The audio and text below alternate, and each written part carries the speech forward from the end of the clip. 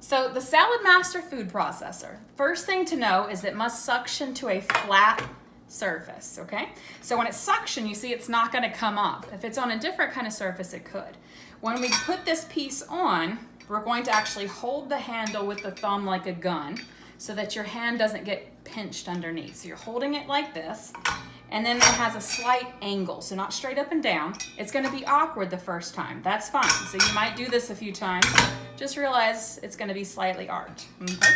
Also, this piece is going to be off, so you're actually sliding this on right here, and you have to make sure it's all the way flush to the back. Otherwise, this will get shredded on your cone.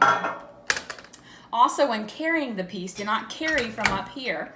Otherwise, when yours is new, it'll be a little tighter. It could come together and then fall on the floor and hurt you. Make sure you carry it from here, okay?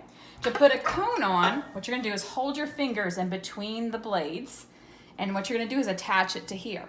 So not like this or this, you're gonna wait till it's flush, and once it's flush, hold this hand still and pull towards you. So I'm doing this tightening motion here. To take it off, I push the other way.